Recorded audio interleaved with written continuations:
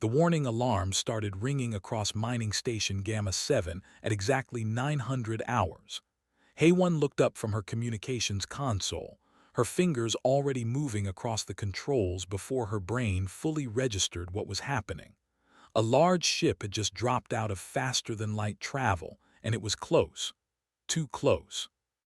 "Director, we have a visitor," she said calmly into her headset.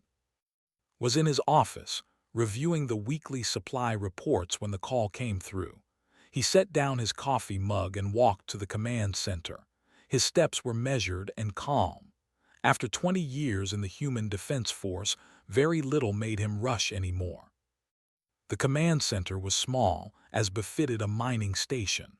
Or at least, that's what it looked like. The walls were plain metal, the equipment looked old and well-used, and everything had that worn appearance of a facility that barely scraped by on a tight budget. Had made sure of that appearance himself. "Show me," he said. The main screen flickered to life. A massive ship hung in the black of space, its hull painted a deep crimson color. Weapon ports lined its sides like the teeth of some ancient predator. Recognized the design immediately. Battle cruiser, probably a Dominator class. It was at least 3 times the size of the station, and it bristled with enough firepower to reduce a small moon to dust. "They're hailing us," Heyone reported. "Put them through." The screen changed to show the bridge of the ship. A tall alien sat in the command chair, his scaled skin a mottled green and black. He wore the uniform of an admiral, though notice the decoration seemed excessive, even by standards. The alien's eyes were cold and calculating as he studied the human on his screen. "I am Admiral of the Imperial Navy," the alien announced. His voice was deep and carried the confidence of someone used to being obeyed. "You are operating in space claimed by the Empire. You will pay the appropriate fees for mining rights, or you will be removed." Kept his face neutral. He had dealt with pirates before, though they usually didn't wear official military uniforms. "Admiral, according to the Frontier Mining Treaty of 2247, this sector is designated as open territory. No fees are required." His lipless mouth curved into something that might have been a smile on a human. It looked like a threat. "Treaties can be reinterpreted. I see you have mining equipment, valuable ore. The Empire requires compensation for your use of this space. 10,000 credits plus 30% of your monthly yield." Behind, Wu had entered the command center. She was wiping grease from her hands with a rag, having just come from the engineering bay. She caught his eye and raised one eyebrow. He gave her the smallest shake of his head. "Not yet." "That's quite a fee," said mildly. "I'm afraid we don't keep that kind of credit on hand. We're just a small operation." "Then you will transfer ownership of your processed ore," said.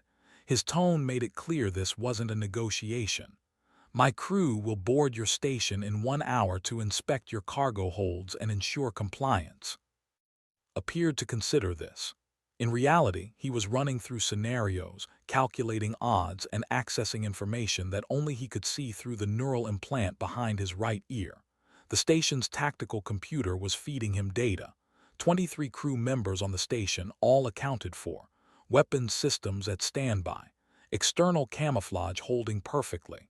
The cruiser had not yet run deep scans, probably assuming there was no need. "I'll need to consult with my crew," said finally. "This is a significant demand." His expression darkened. "You have 1 hour. If you refuse, I will demonstrate what happens to those who defy the Empire." The transmission cut off. The screen returned to showing the cruiser hanging in space like a sword over their heads. Heyone turned in her chair. "Sir." "Hold position," said quietly. "Wu status report." The engineer pulled up a display on her tablet. "All systems green. The camouflage plating is functioning normally. As far as their sensors can tell, we're exactly what we look like, a small mining station with minimal defenses and a crew of 20. Ho emerged from the tactical room, a steaming cup of tea in his hands. He looked completely unconcerned. Their scanning pattern is lazy. They're not even running a proper military sweep, just basic proximity sensors and visual confirmation. They've done this before, said. It wasn't a question. Almost certainly, Ho agreed. This has all the hallmarks of a shakedown operation. Show up, make demands, take what they want, and leave. Simple, effective, especially against civilian targets that can't fight back. Walked to the large viewport that dominated one wall of the command center. Outside, he could see the bulk of the cruiser. Beyond it, several smaller shapes drifted in the asteroid field mining ships, according to the station's transponder signals. Simple cargo haulers with basic equipment. Except they weren't. 1 hour, said softly. He's giving us 1 hour. Generous of him, Wu said dryly. He's confident, Ho observed. Overconfident, he doesn't see us as a threat. Exactly 53 minutes later, the cruiser fired a single shot.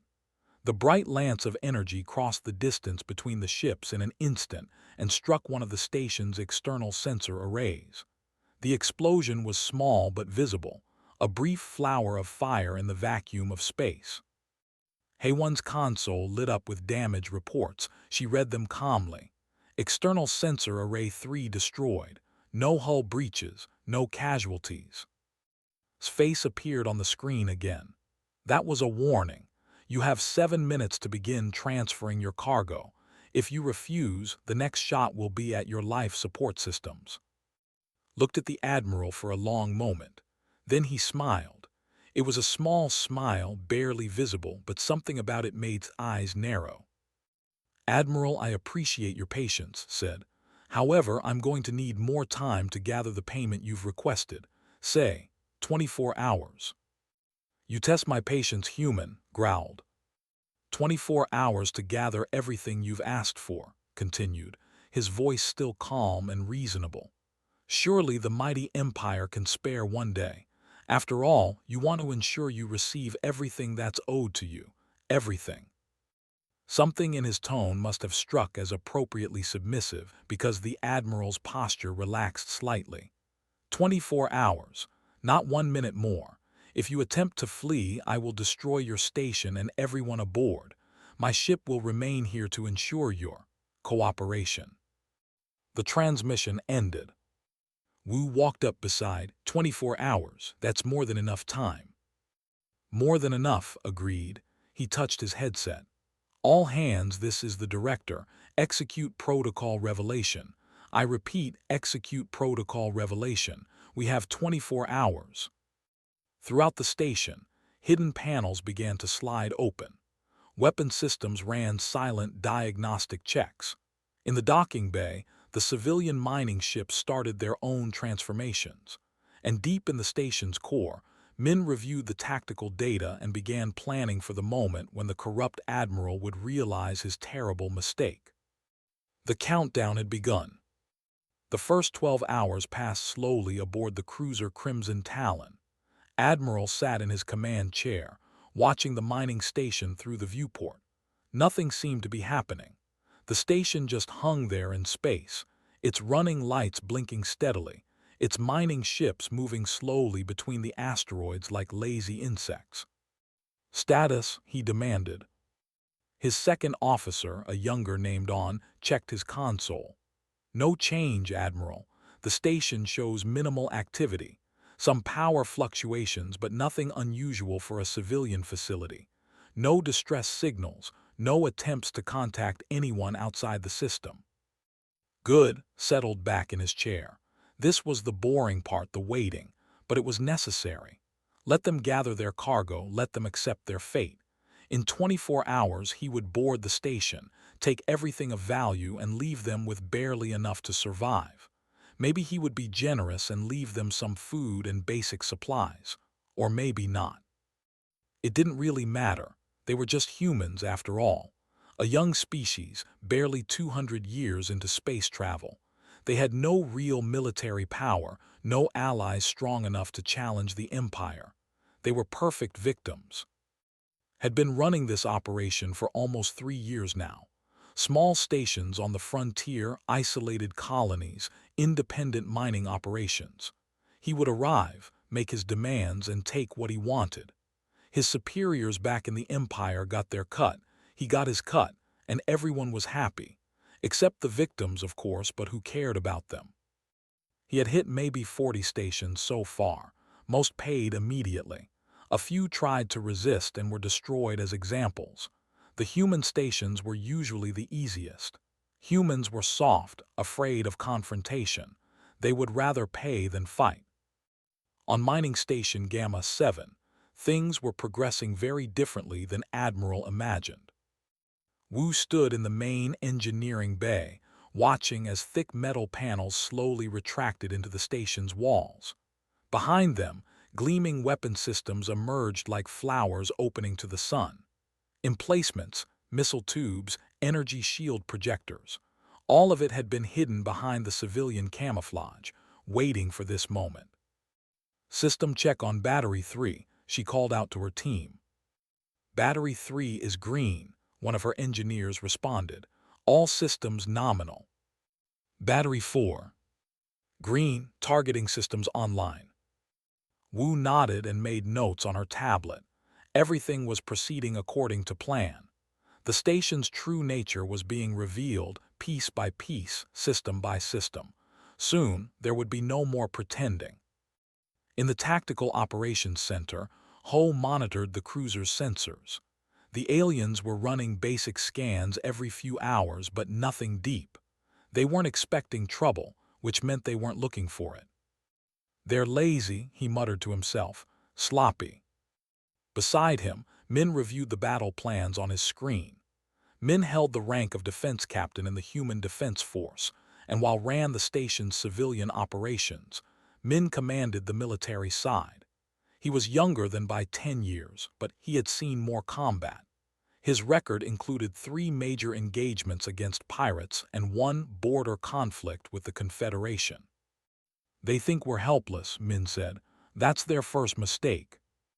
"What's their second?" Ho asked. "They stayed." Min pointed at the cruiser on the screen. "They could have given us an ultimatum and left. Come back in 24 hours to collect. Instead, they're sitting there, watching. That means they're overconfident. They don't think we can hurt them even if we tried." "Can we hurt them?" Min smiled. It wasn't a nice smile. "Let me show you something." He pulled up a technical schematic of the Dominator-class cruiser. Red highlights appeared across the hull. "These are their primary weapon systems. Powerful, but they take time to recharge between shots. These," more highlights appeared, "are their shield generators. Strong against energy weapons, but they have a weakness against kinetic impacts. And this," a final section lit up, "is their engine core. It's heavily armored, but if you hit it from the right angle with enough force, the whole ship goes dark." Ho studied the display. "You've fought these before." "Twice. Once during the Frontier Wars, once against pirates who stole one. I know their weaknesses." In the docking bay, Sora walked among the mining ships with her flight crew. The vessels looked old and battered on the outside, their hulls and patched, but appearances were deceiving. "How's your bird?" she asked Lieutenant Bong.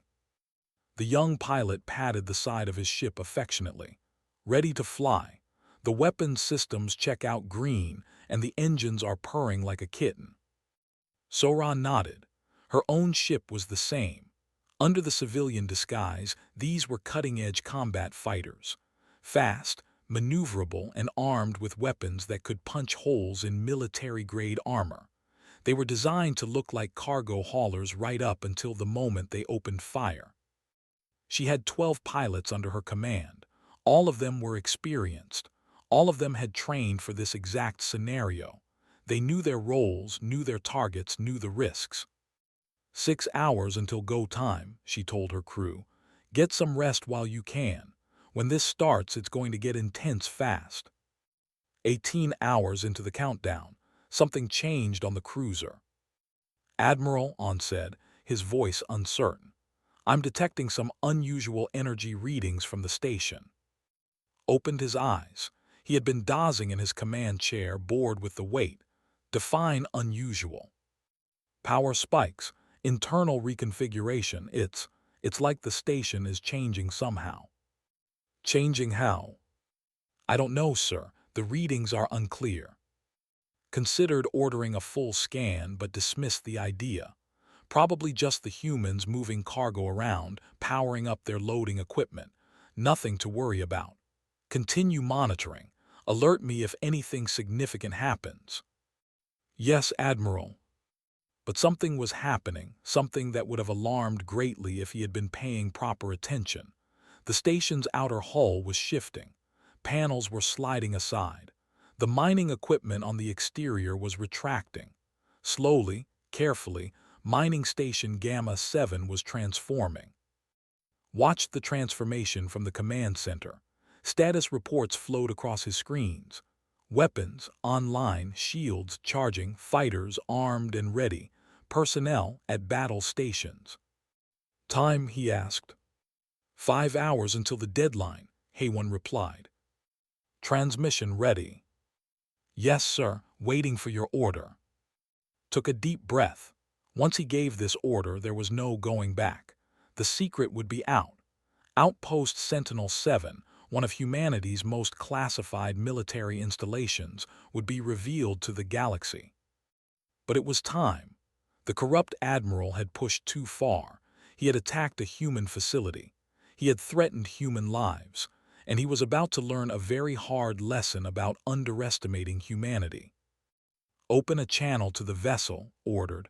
All frequencies. I want to make sure he hears this clearly. The communication systems activated. On every screen aboard the Crimson Talon's face appeared, but he wasn't standing in a civilian command center anymore. Behind him, military personnel moved with purpose. Weapon displays glowed. The walls showed tactical readouts and combat systems. Admiral said, his voice calm but carrying an edge of steel. This is director of what you believe to be mining station Gamma 7. I need to correct a misunderstanding. You have not attacked a civilian mining operation. You have attacked Outpost Sentinel-7, a classified military installation of the Human Defense Force. On the cruiser leaped to his feet. What? The vessels you see around us are not mining ships. They are military corvettes. The cargo containers are weapon platforms. The sensor arrays you destroyed were decoys. We are a fully armed and operational military outpost, and you, Admiral, have committed an act of war against humanity. Leaned forward slightly. You have one chance and only one chance. Power down your weapons. Surrender your vessel and your crew. You will be detained and turned over to the proper authorities for trial. His face twisted with rage and perhaps the first hint of fear. You're bluffing. You're a mining station. We were disguised as a mining station, corrected. We're not anymore. As if to emphasize his point, the last of the camouflage plating retracted from Outpost Sentinel-7. What had looked like a small, vulnerable civilian facility now revealed itself as a fortress bristling with weapons. Tracked the cruiser. Missile tubes swiveled into firing position. Energy shields flickered into visibility, surrounding the station in a glowing protective barrier. The mining ships shed their disguises too. Sleek fighter craft emerged from the fake hulls, their weapons hot and ready. Stared at the screens in shock. His mind raced. He had attacked a military base, a human military base. This was bad. This was very bad.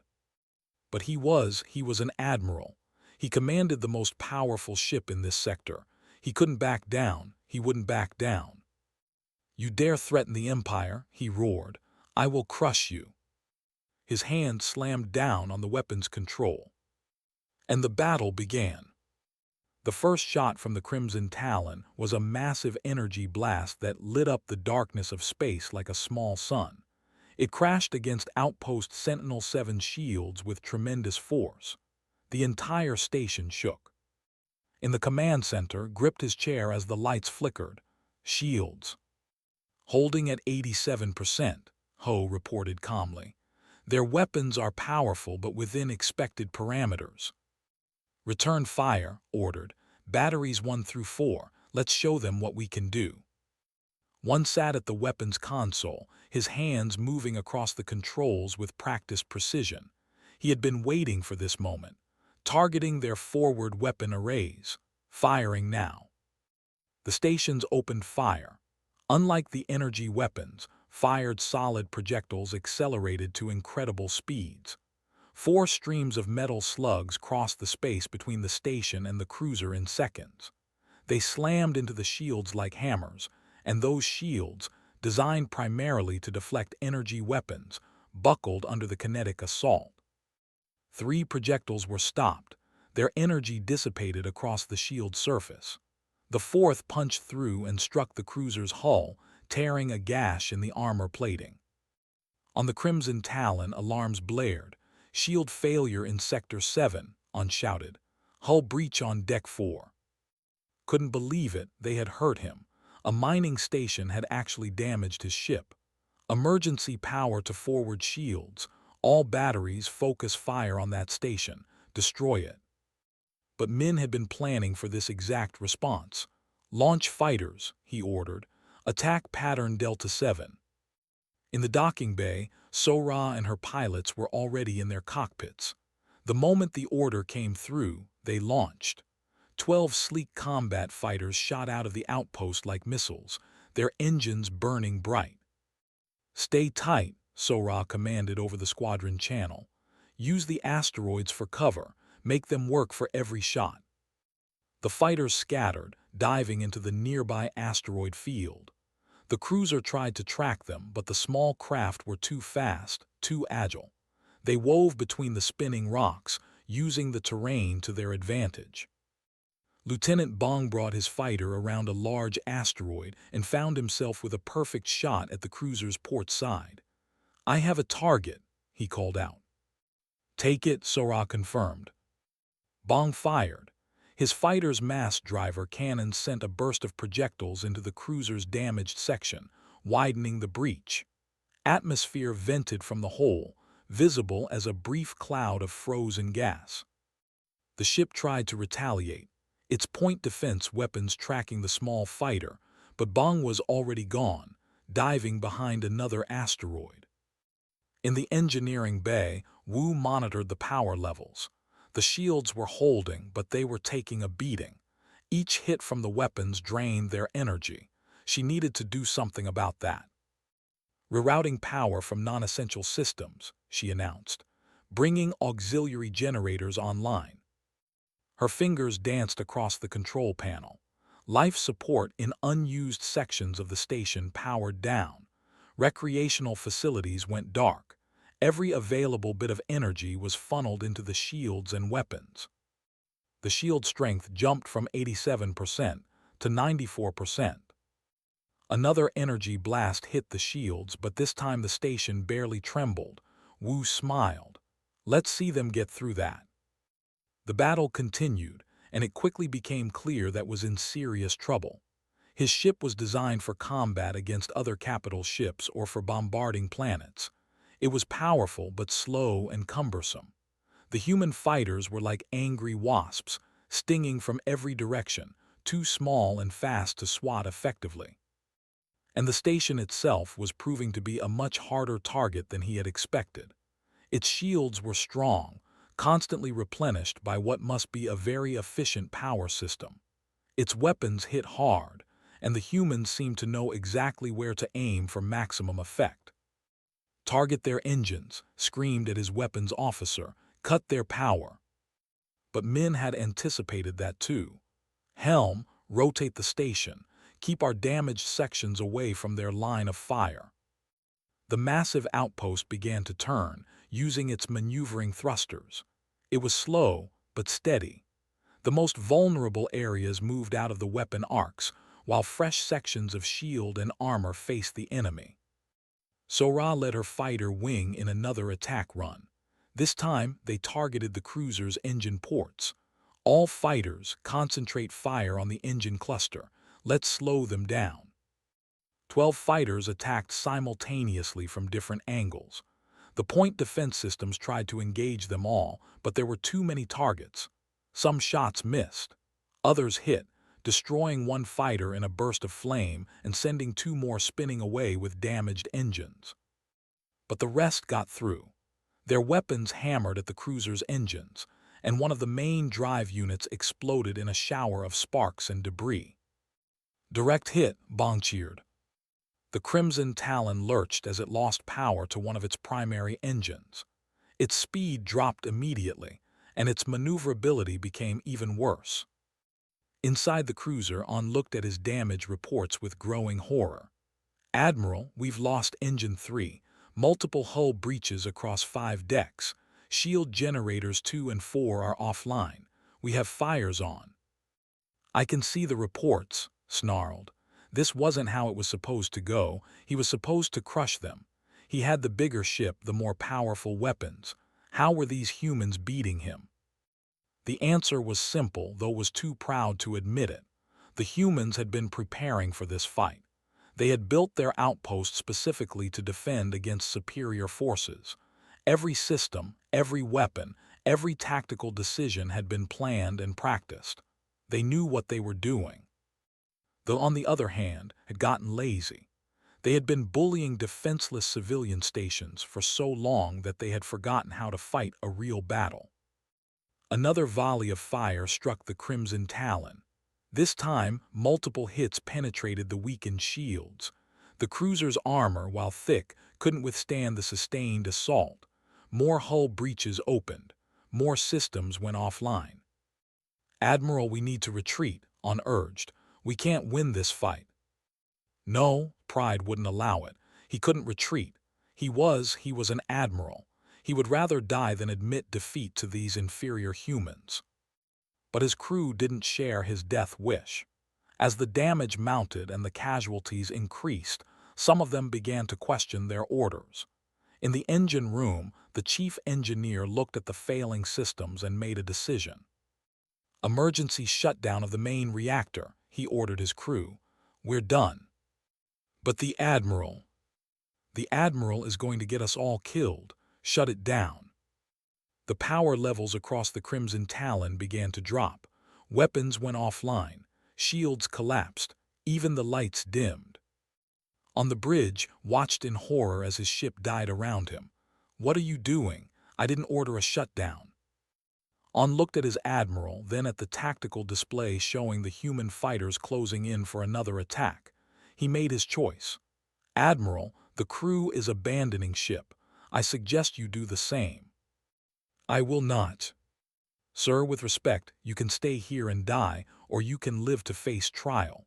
Those are your only options now." Throughout the ship, escape pods began launching. Small capsules shot away from the dying cruiser, their emergency beacons flashing.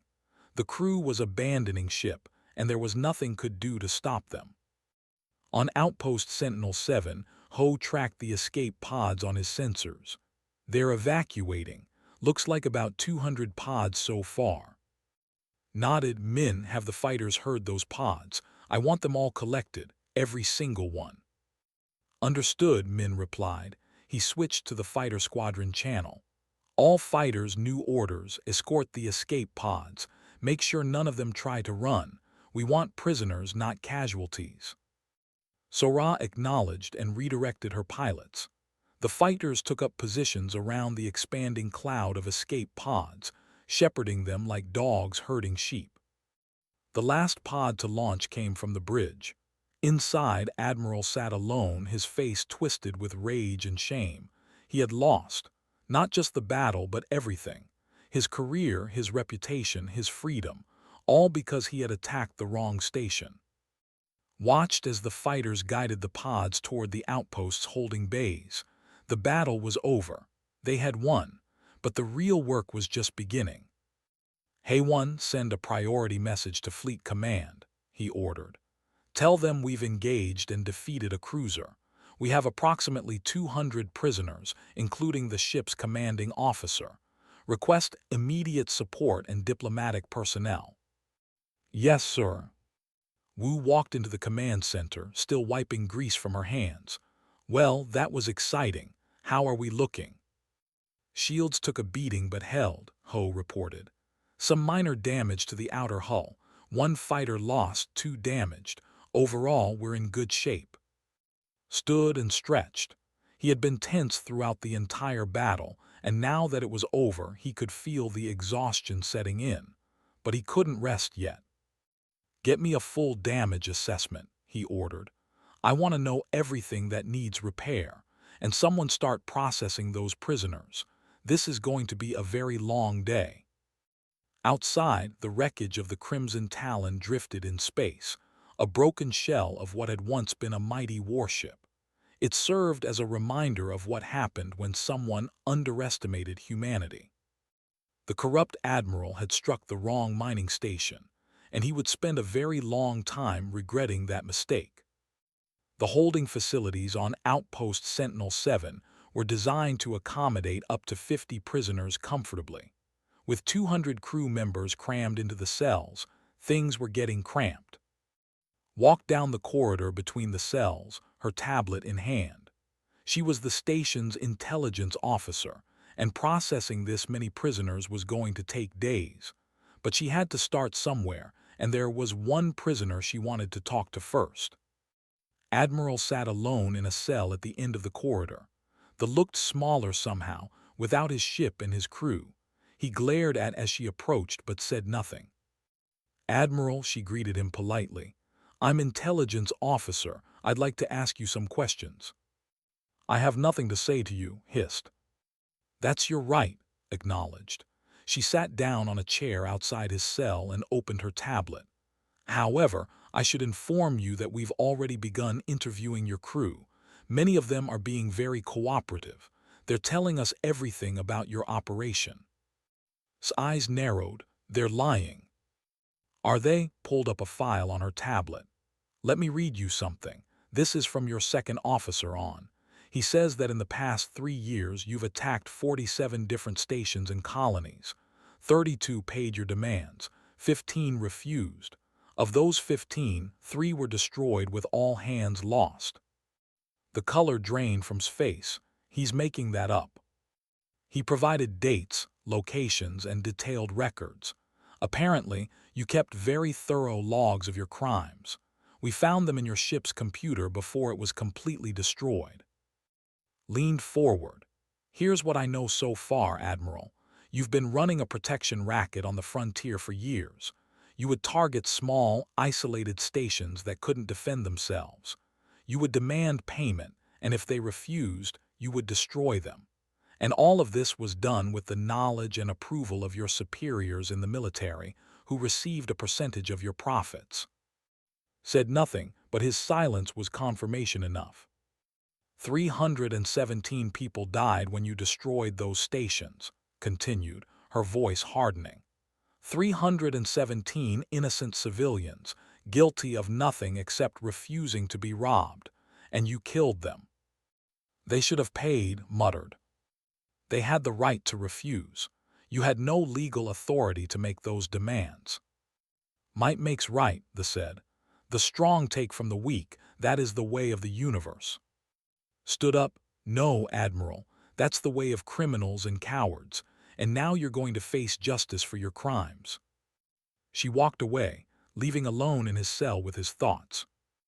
Over the next few days, and her team interviewed every single prisoner. The picture that emerged was even worse than she had initially thought. His operation had been extensive and brutal. The Empire had been using him as an unofficial enforcer, allowing him to prey on frontier settlements while maintaining plausible deniability.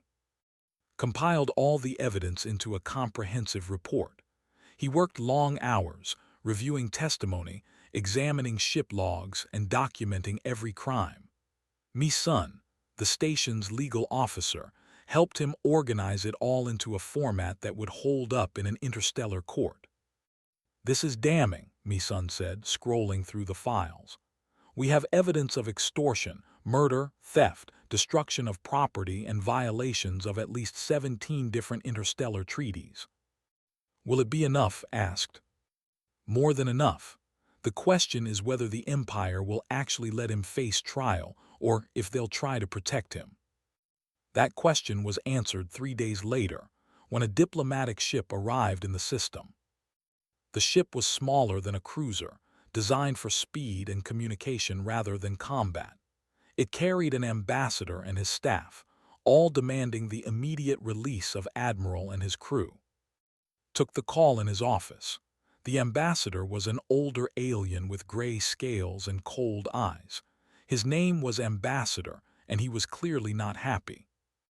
"Director," said without preamble, "you are holding citizens of the Empire illegally. I demand their immediate release." "Ambassador, they are being held as prisoners of war following an unprovoked attack on this facility," replied calmly. "Unprovoked? You were operating a military installation in violation of frontier zone agreements." "We were operating a defensive outpost within territory recognized as human space under the Frontier Settlement Treaty of 2247. Admiral attacked us without warning or provocation." His eyes narrowed. "That is your version of events." "That is what happened, Ambassador. We have extensive sensor logs, communications records, and testimony from Admiral's own crew. Would you like to review them?" "I would like you to release my people." Shook his head. "I can't do that. They will be held until they can be transferred to the proper authorities for trial." "Trial for what?" "For piracy, extortion, murder, and numerous violations of interstellar law. Admiral has been running a criminal operation for years, attacking civilian stations and colonies throughout this sector." Was quiet for a long moment. When he spoke again, his tone was different, less aggressive. "You have proof of these accusations?" "Extensive proof. I can transmit the files to you if you wish."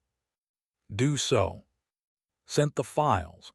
He watched face as the ambassador reviewed them. This expression changed from skepticism to shock to something that might have been discussed. This is extensive," admitted. "Yes.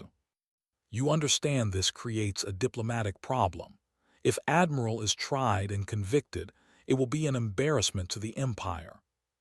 "With respect, Ambassador, that's not my concern. My concern is justice for the 317 people he murdered." Close the files. "I will need to consult with my government, but I warn you, Director, the Empire does not take kindly to having its officers held prisoner." "Then the Empire should not have allowed its officers to commit crimes," said firmly. "Admiral attacked a human military installation. He threatened human lives. He violated interstellar law. Those actions have consequences." The transmission ended, sat back in his chair and rubbed his eyes. This was getting complicated. In another part of the station, Dongwu was having a much more interesting day. The station's science officer had been given permission to examine what was left of the Crimson Talon before it was completely destroyed. He and his team had spent hours going through the wreckage, analyzing the technology. "This is fascinating," Dongwu said, examining a piece of shield generator. "Their technology is very advanced in some ways, but it has significant weaknesses." His assistant, a young technician named Young Ho, looked up from his own analysis. "What kind of weaknesses?" "They rely too heavily on brute force. Their shields are incredibly strong against energy weapons, but they have almost no protection against kinetic impacts. Their weapons are powerful, but they take too long to recharge. Their engines are fast, but they have no redundancy. If one system fails, the whole ship is compromised." "Human ships aren't like that." Dongwu shook his head. "Human engineering philosophy is different.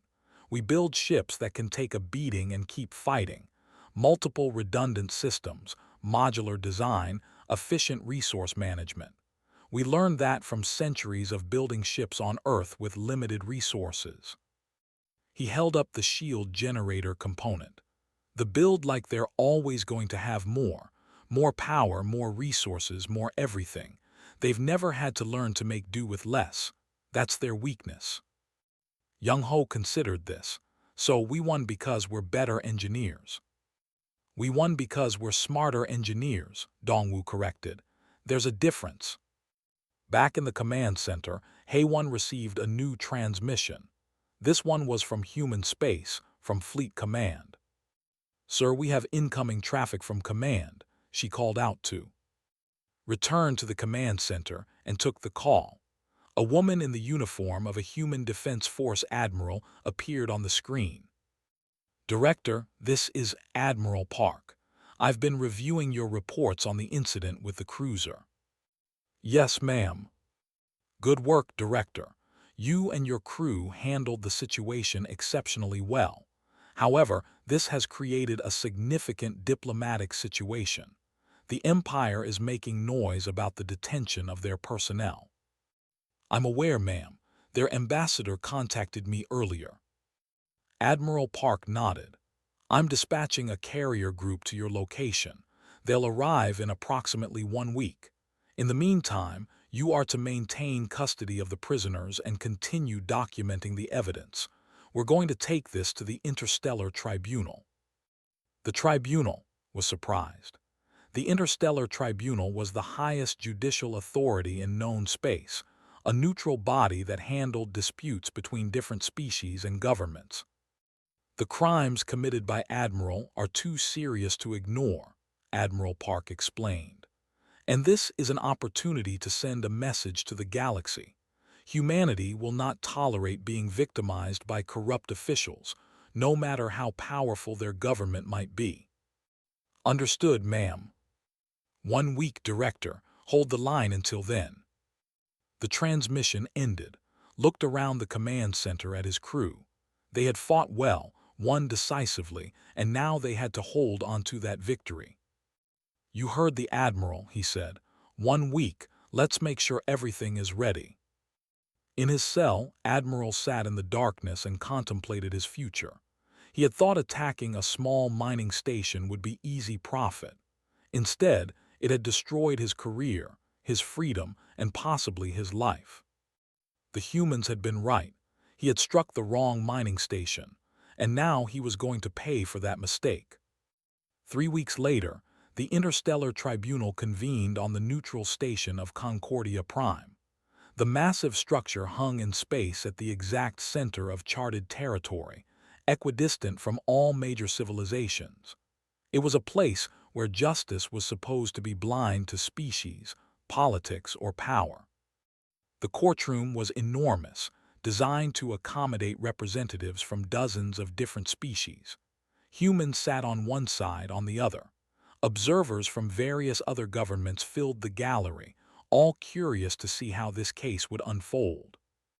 Mi-sun stood at the human advocacy table, her hands resting on a stack of data tablets containing all the evidence. She had spent weeks preparing for this moment. Across from her, the legal team looked confident. They had numbers and they had influence. But Mi-sun had the truth. The chief arbiter, a wise old with 4 eyes and silver skin, called the tribunal to order. "We are here to consider the case of the Human Defense Force versus Admiral of the Empire. The charges are numerous and serious. Advocate Mi-sun, you may present your case." Mi-sun stood. Her voice was clear and steady. "Thank you, Chief Arbiter. 3 weeks ago, Admiral of the Imperial Navy attacked Outpost Sentinel-7, a human military installation. But this was not an isolated incident. It was the culmination of a 3-year criminal operation in which Admiral systematically extorted, robbed, and murdered his way across the frontier." She activated a holographic display. Names and dates appeared in the air. 47 stations attacked, 32 forced to pay illegal fees, 15 destroyed when they refused, 317 civilians killed. The gallery stirred. Whispers echoed through the chamber. "The Empire claims that Admiral was operating under official orders," Mi-sun continued. "If that is true, then this is not just about one corrupt officer. This is about a government that sanctions piracy and murder." The chief advocate, a stern-looking alien named Hen, rose to his feet. "These are serious accusations. Do you have proof?" "I have Admiral's own ship logs," Mi-sun replied. "I have testimony from his crew. I have financial records showing payments made to senior military officials. I have sensor data, communication records, and survivor testimony from the stations that were attacked. She uploaded the files to the tribunal's central system. Everything is documented. Everything is. The evidence is overwhelming. Hen looked uncomfortable. Even if these crimes occurred, attacking a military installation is different from attacking civilian stations. Outpost Sentinel-7 was disguised as a civilian facility. Admiral was deceived. Admiral attacked first, Mi-sun countered. He made demands, he fired weapons, and he threatened human lives before he had any idea it was a military outpost. His actions were those of a pirate, not a naval officer. The disguise is irrelevant. Director was called to testify. He walked to the witness stand with calm confidence. The chief arbiter gestured for him to speak. Director, please explain the nature of Outpost Sentinel-7, the arbiter requested. Outpost Sentinel-7 is a defensive installation, explained. It was disguised as a civilian mining station because we had received reports of pirate activity in the sector. We wanted to catch these pirates in the act. We never expected to catch an admiral. When Admiral contacted you, what did he say? He demanded payment for mining in what he claimed was space. He wanted 10,000 credits plus 30% of our monthly ore yield. When I refused, he destroyed one of our sensor arrays as a threat. And how did you respond? I requested 24 hours to gather the payment. I wanted time to verify his identity and intentions. During that time, we dropped our disguise and revealed our true nature. I gave Admiral one chance to surrender. He chose to attack instead.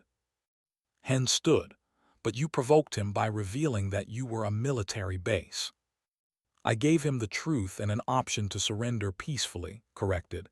He chose violence. That was his decision, not mine. The testimony continued for days, presented the intelligence gathered from the prisoners. Sora showed the combat footage, demonstrating that the humans had fought defensively and had deliberately minimized casualties. Even after the crew abandoned ship, no one was harmed. Dongwu presented his analysis of the wreckage, showing that the cruiser had been fully armed and operational when it attacked. This was not a case of mistaken identity or miscommunication, had known exactly what he was doing. Then came the testimony from the survivors of previous attacks, men and women from a dozen different species who had paid demands, families who had lost loved ones when their stations were destroyed.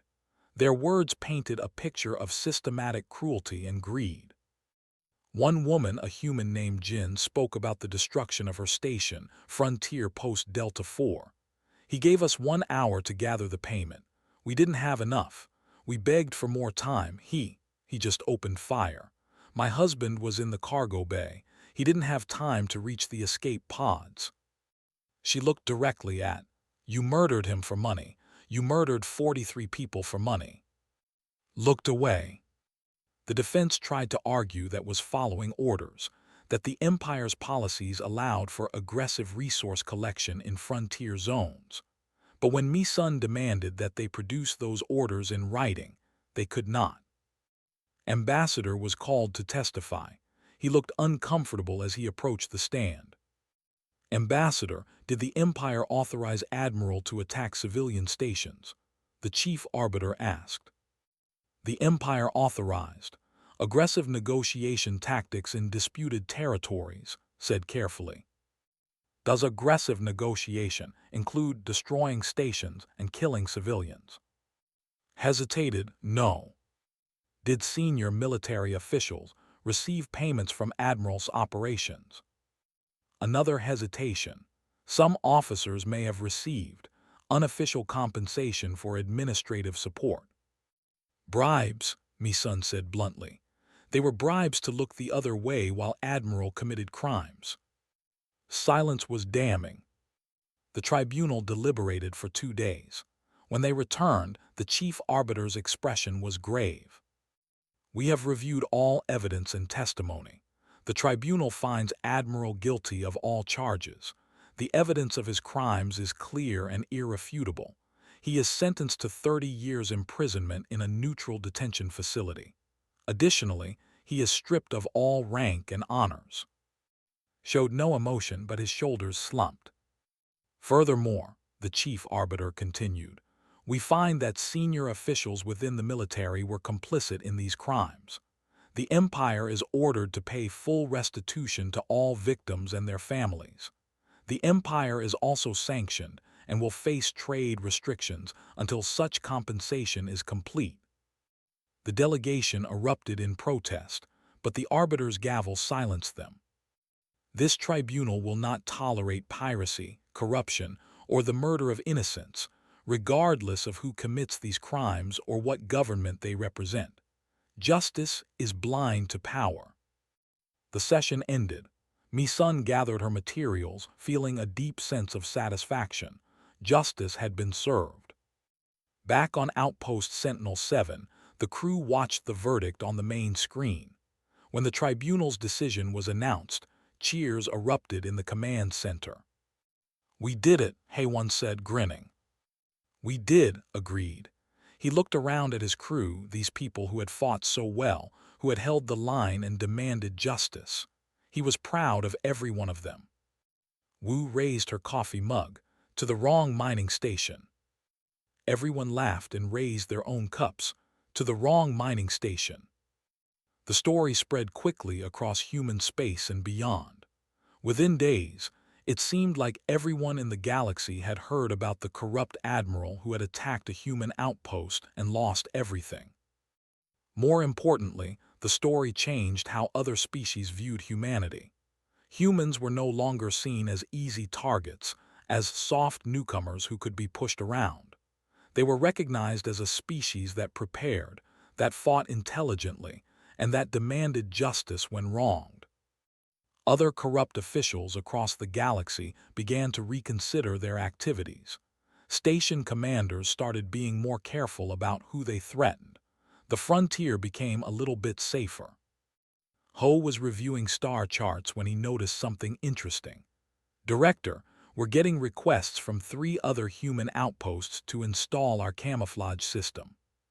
Smiled, "Approve them. Let's make sure the next corrupt admiral who tries this gets the same surprise." In the engineering bay, Wu was already working on improvements. The battle had shown her some weaknesses in the shield system, and she was determined to fix them. Humanity was always improving, always adapting. Min sat in the tactical center, reviewing the combat footage for the 100th time. Every battle was a lesson. Every engagement taught something new. He was already thinking about how they could do better next time. Because there would be a next time. The galaxy was a dangerous place, and humanity was still relatively new to it. There would be other threats, other challenges. But they would be ready. Sora stood in the observation deck, looking out at the stars. Her fighter wing had performed perfectly during the battle.